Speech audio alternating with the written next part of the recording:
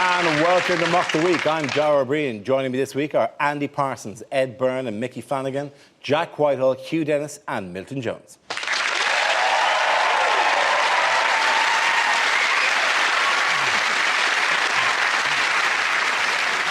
start with a round called Headliners. Here's a picture of the Communities and Local Government Secretary Eric Pickles with his boss. But what does PIBC stand for?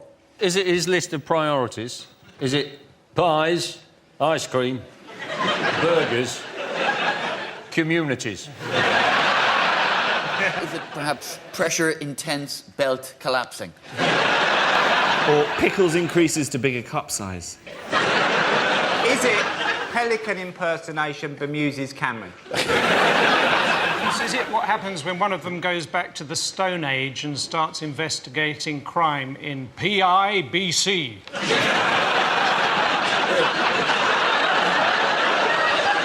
Is it just simply pig-ignorant, bloated Conservative?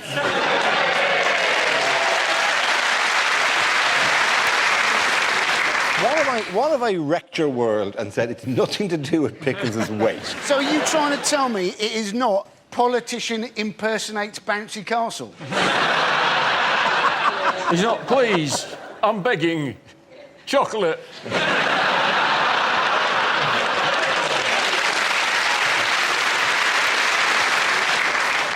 Is it Pickles in benefits controversy? Possibly. My Lord, absolutely right. Thank you very much, Hugh. Well done, very good.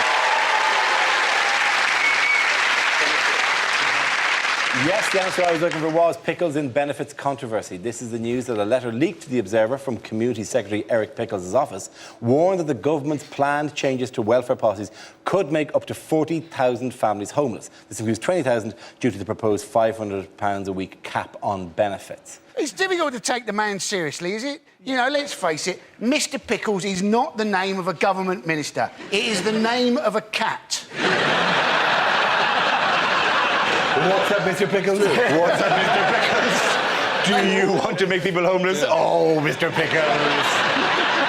And thank you for the mouse, Mr Pickles. That's the best gift you've ever had. So they're not... I mean, the fact is that he warned the government that there would be 40,000 more homeless and nobody did anything about it, because presumably in the worst-case scenario, they're thinking they could hollow out Eric Pickles and 40,000 people could live in there, so... It also said 40,000 people, the population of Swindon, will be left without their houses. And I thought, well, that doesn't sound that bad. Swindon's a shithole. Have you ever been to Swindon? Yeah, I went to school near Swindon. Obviously not in Swindon. I was in Marlborough Swindon, is very different from Swindon. Is that far apart geographically? Culturally, it's about 4,000 miles. I'm picturing the school that you went to, and I feel it's got more in common with Hogwarts than Swindon. Chris Grayling, though, the Conservative minister, he said it wasn't going to make people homeless. He said it might lead to individual cases of housing mobility. Conniving tosspot that man is. It was 6 weeks ago, wasn't it, the actual letter was sent? The email that was sent, that's when it was all happening. It's in January. But it was clever, because I reckon... my theory was that Cameron was trying to push through all those screw-you policies whilst the royal wedding was on, so that it would be distracted. Like, oh, yeah, go out, enjoy the royal wedding, have a street party, because you'll be sleeping on the street pretty soon. It's going to be really fun. Don't drive. Price of petrol's gone up to £17. Look at Pippa Middleton's arse. Shh. I don't think that the intersection between people who are benefit cheats and people who enjoyed street parties for the royal wedding, I think there's very few... I don't think Shameless held a royal wedding special. But I saw Benefit Cheat recently, right? I went to Glee Live at the O2, and you know the one in the wheelchair? He got up and danced halfway through. It was like it's a dream sequence. It's like, you can't do that. In other news, what... There is amazing, there is other news. What has Work and Pension Secretary Ian Duncan-Smith been calling for this week? He has said, Ian Duncan-Smith has called on British bosses to employ more British people. And the British bosses have said that they can't do that because foreign workers work much more efficiently and the British have lost their work ethic. And that's as much as I'm going to say, unless I'm on double time. And I get another tea break. Well, as a foreigner, I'll pick up the slack then, won't I? The only thing that I have a very left-wing and liberal attitude to Eastern European immigration. The only thing that comes to it is, though, is you go, welcome them, let them come in, but then you get refused entry to a nightclub by a bouncer from Lithuania. And suddenly your lefty attitude to immigration takes a big step to the right for the... It's not just bouncers from Lithuania who turn you away, though, is it? Well, here's the thing. Every bouncer on every nightclub door in Dublin now, it seems, are from Eastern Europe. And Eastern European bouncers, they're hard-working, they're conscientious, but they don't watch Mock the Week, right? It means nothing trying to get into a nightclub in Dublin. And then you hate yourself for the stuff you come out with. Lefty liberal going, what do you mean you won't let me in? We let you in. I had a letter published in the Daily Mail last week saying that a lot of Russian women get into this country inside other Russian women. It's true when Eastern Europeans, they are very keen to work, aren't they? Yes. I mean, as an example, right, there was a Serbian and a Czech who were able to win the Wimbledon Championship in 2 weeks, whereas a British person with the same qualifications has been unable to do it for 75 years.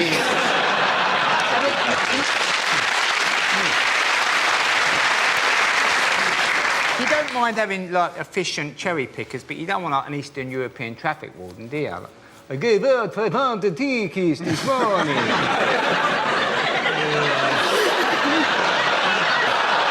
I gave out 500 tickets this morning. I need to drink some beer. At what point does he go, I grew up on Dracula one parking ticket. You cannot park here. No parking in this area. Sorry, is that Dracula or Bob Dylan?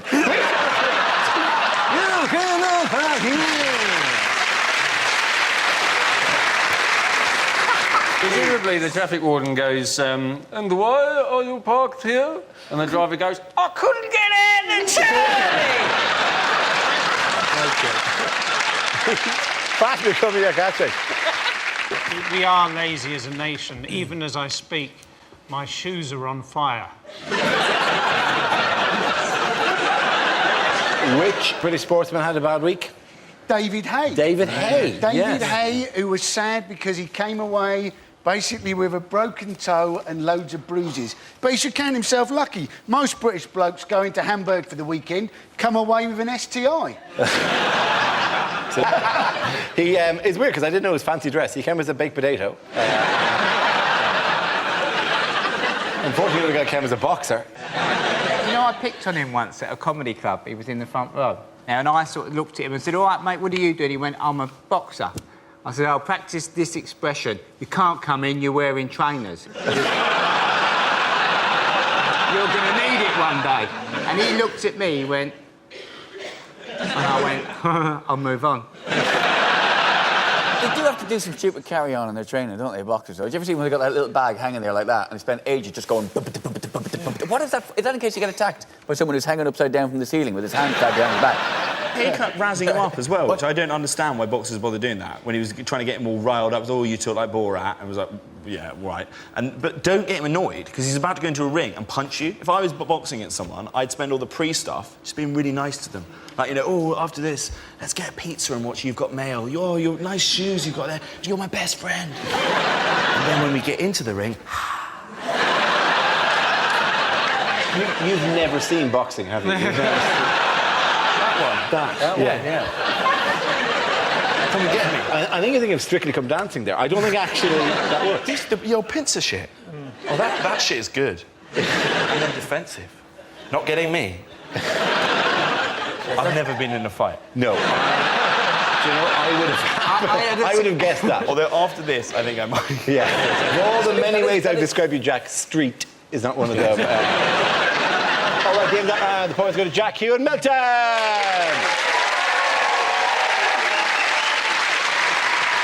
Now we play a round called JK Rolling in the Aisles. This game involves Andy, Milton and Micky, so if you could make your way to the performance area, please. This round is a stand-up challenge. I launched a wheel of news, and wherever it chooses to stop, one of our performers must step forward and talk about that subject. The winner is whoever I think is the funniest. OK, here we go. The first subject is the Olympics. Who wants to come in that? Andy Parsons. Now, I don't know how you got on with getting tickets for the Olympics. There are still tickets for the Greco-Roman wrestling. Yeah, whoopee-doo. There aren't so many Romans in Britain anymore, are there? And those Greeks can't afford the tickets. And we will have forever our first GB football team. Yeah, it'll be the first time that Ryan Giggs, Ashley Cole and John Terry have got together since the last Miss World contest.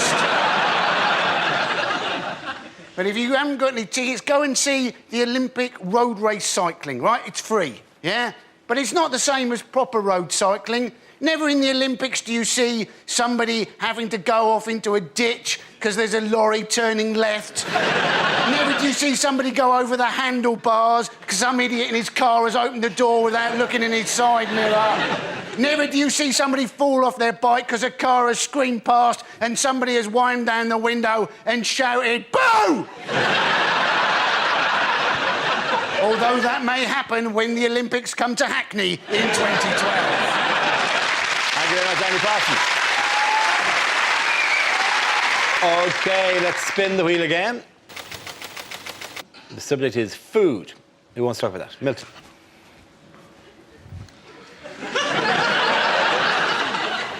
I went for an Italian recently. Well, he was annoying me. Incredible to think, isn't it, that every single Scotsman started off as a Scotch egg.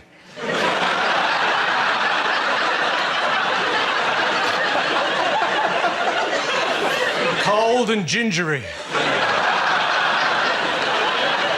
I was grilling some tomatoes the other day, saying, "Who are you? Where'd you come from?" I almost got into the SAS. I failed on one question. They said, right, imagine the scenario. Terrorists have taken hostages. They're holding them in an embassy. What are your preferred tactics? I said, I like the orange ones.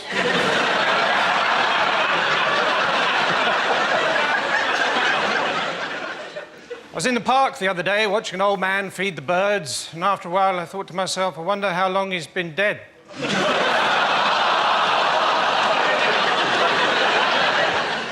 When the boys in the playground found out that I had a potentially fatal allergy to peanuts, they used to shove me up against a wall and make me play Russian roulette with a bag of Revels.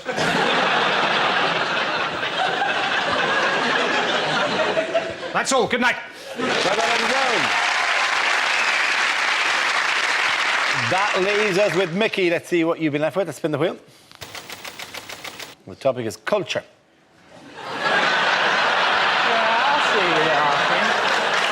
Yeah, there we go. Look. Thank you. I know you're thinking this man doesn't enjoy culture. Well, you're right, I hate it. Now, I am an intellectual. I know I left school with nothing, but I did go to university later on when I got a degree when I was 29. It was tough, speaking up during the lecture, knowing everyone's thinking, blimey, the window cleaner's keen, isn't he?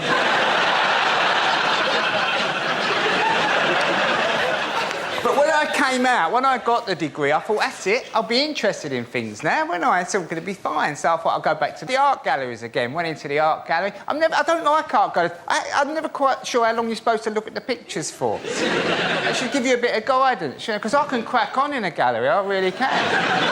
3 or 4 minutes. Boss, that's not bad, that's not bad, that's not bad. Just mess that up. I can be over by the door in about 5 minutes. The wife's crying at a Matisse. Come on, love, there's a Wetherspoons round the corner.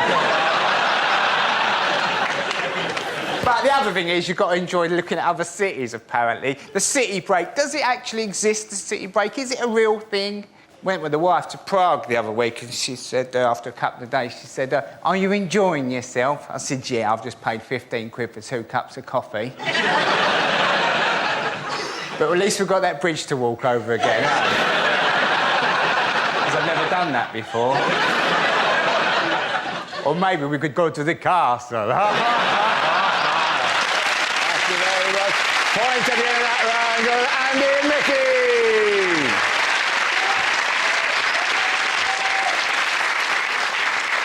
Our next round is called If This Is the Answer, What Is the Question? On the board are 6 categories. Milton, which category would you like? Oh, sport, please. OK. Sport is the category. The answer is 1. What is the question? Is it, in the majority of cases, how many people does it actually take to change a light bulb?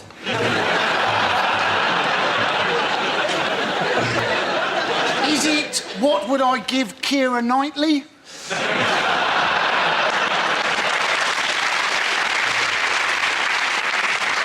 Is it what is Obi Kenobi's middle name? Is it if you asked one of the cast members of Geordie Shore to count to 10, at what point their head would explode? Is it how many hairs does Wayne Rooney have left on his arse? Is it the average number of times a bag for life is used? Is it how many lives did my cat actually have?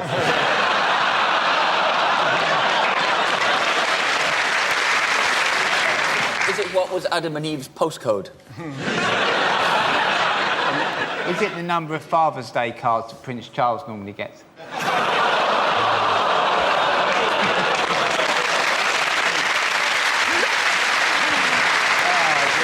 Is it what's on the back of the Queen's dressing gown?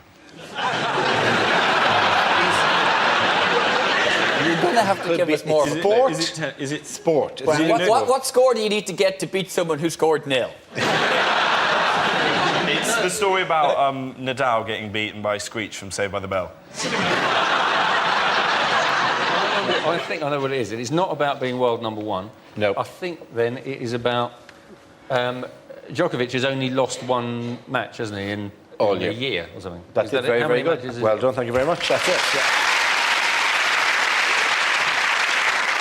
Yes, the question I was looking for was, how many matches has new Wimbledon champion Novak Djokovic lost this year? In an incredible run of form, culminating in his victory in the Wimbledon men's singles final, Djokovic has won 48 of the 49 matches he has played this year. As well as winning Wimbledon, the Serbian has this week been named as the world's #1 player. You watching it? Did you enjoy it? Yeah. No, I hate tennis. I've got a real chip on my shoulder about tennis. They never came to our school asking if we want to be ball boys. Where is your Probably school? wouldn't have lasted very long, though, to be honest with you. Oh, come on, mate. Do you want me to lower the net a little bit for me? See if you get it through this smoke ring. It's a difficult journey to get to Wimbledon, actually. Underground, overground.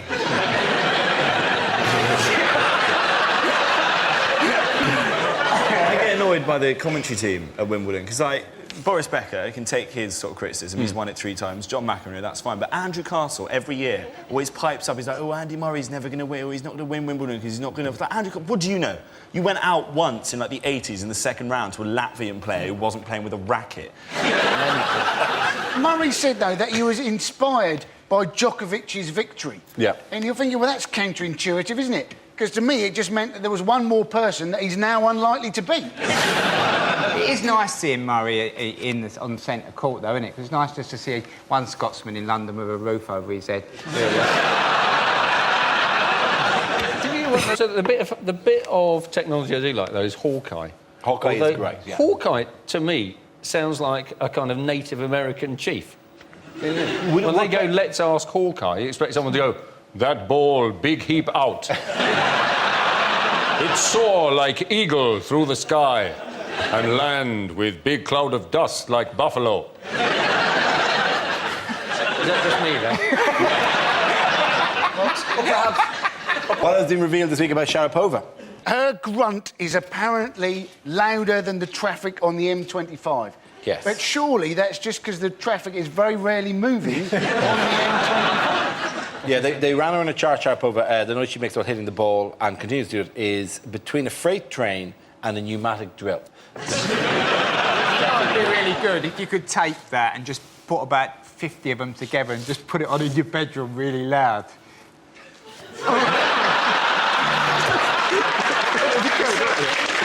The neighbours going, Christ, he's a bit near the mark next door already.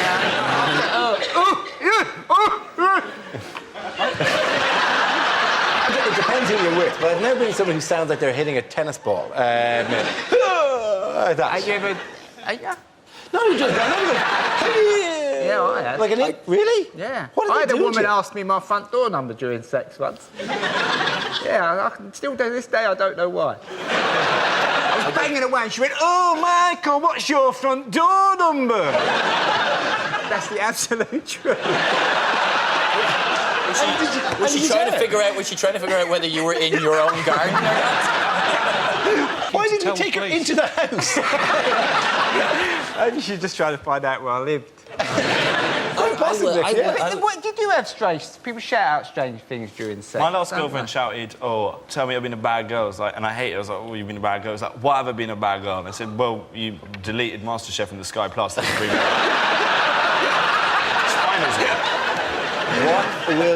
What will the film industry be waving goodbye to this week? Harry Potter. Harry Potter, yes. The last instalment of Harry Potter. Yes, when's the premiere? I don't know. It's tonight. You're the one who answered the question. Well, that's what the story, Dara. Well, it must be this week. It's the Deathly Hallows Part 2, isn't it? Is that right? I've No, you don't know. Why don't we discuss it? Yes, it is. But The audience know more than we do. I've neither watched them nor read them. This thing is passing by. I've read them all. Easy. But the Deathly Hallows wasn't in 2 bits. It was in one massive book that stretched from here to here. And I read it to my son every night for 6.5 years. Is it because towards the end of her writing career, J.K. Rowling was so rich that no one was going to go, you could probably edit that down. Oh, really? Here are £1 million for you to go away. Oh, OK. Also, the cast are incredibly rich as well. So Daniel Radcliffe supposedly is now worth £48 million he's got. But unfortunately, it's all in Gringotts, and now the films are over. You can't get in there anymore. I haven't actually read any of the books, although I watched the films with the subtitles on, so I've technically read them all.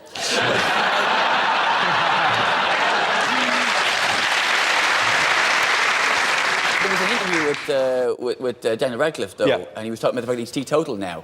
And he started getting into the whole partying and drinking and all that when he was 18, and now he's already given all that up. And one of the things they asked him was, what advice would you give to yourself as a younger man? And he said, don't try too hard to pretend to be something you're not. Which is a very odd thing for an actor. You know, I mean, he's not a fucking wizard. You know.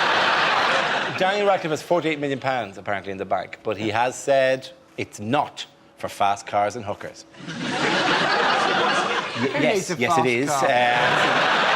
What are you going to do? Start an institute? What are you going to do? Stop now as well. I want to see what the next stage is, because they've had them at school. I want to see them now, like, gap year. I also want to see Harry Potter doing his UCAS, because I know even though he did all that stuff, it still would have got screwed over by UCAS. I mean, oh, yeah, you've defeated Slytherin, you've won the Quidditch Cup 4 times, but unfortunately you didn't do D of E, so you can't come to Birmingham Polytechnic. Everyone gets screwed over by it.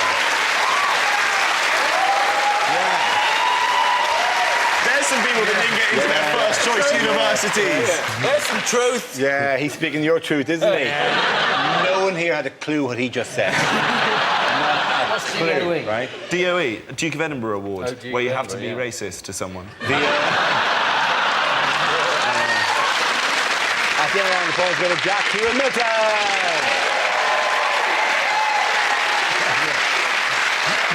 Now we come to scenes we'd like to see. So if everyone can make their way to the performance area, please. I'll read out this week's topics and then we'll see what our panellists can come up with. OK, here we go. The first subject is unlikely questions from this year's exams. Discuss the metaphysical meaning of the following poem. My friend Billy has a 10-foot willy.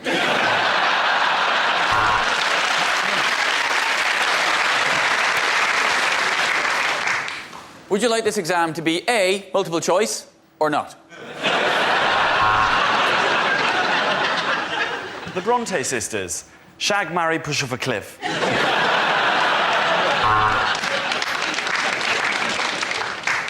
Discuss the following. The Nazis got all their ideas from the History Channel. Who's the chap in the A team who would not get on the aeroplane? Was it A, B, or B, A? If a bank loses £60 billion in a 6-month period, using numbers that you've plucked out of thin air, work out what the chief executive's bonus will be.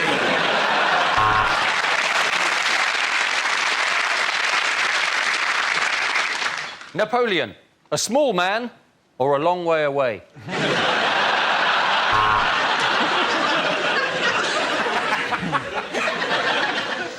Quantify n in terms of q when q is a positive integer that dissects a parabolic curve. How's your lucky pencil case now?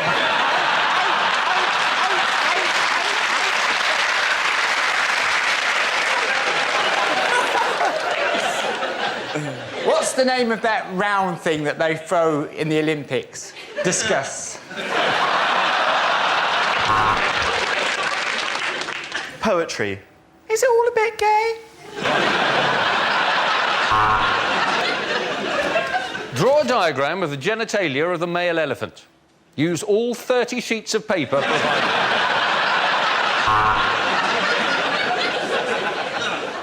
Biology. Without singing, what is the knee bone connected to? Explain the use of juxtaposition in Macbeth. Alternatively, write down everything you know about Macbeth in a blind panic because you've got no idea what the word juxtaposition is. Drama. Question 1. What was it that first made you want to become a waiter?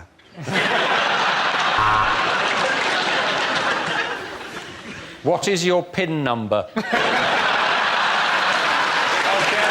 the next topic is unlikely things to read on a motorway sign.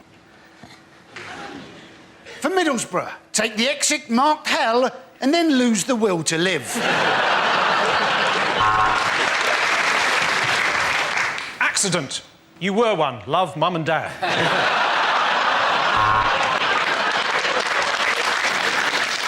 When lights flash, dogging is about to start. There may be trouble ahead. Prepare to face music and dance. You are now 200 metres beyond the junction that your piece of shit sat-nav is telling you you're approaching now. For those of you looking for more safety tips, text now. Beware, giant scissors coming towards you along the dotted lines.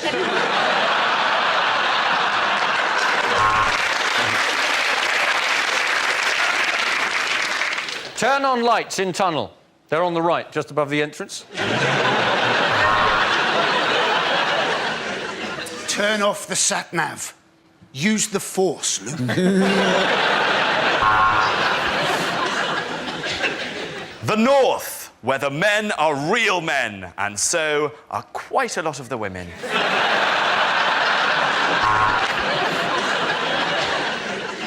If you can taste this sign, it means you've crashed into it. Throw banana skin behind car now. Super Mario and Diddy Kong approaching from rear.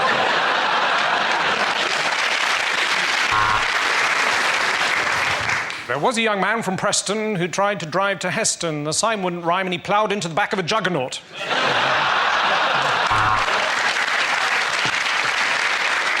Pick us up a pint of milk, Tell. Thanks, Trace. At the end of that round, the players going to Jack Hugh and Milton.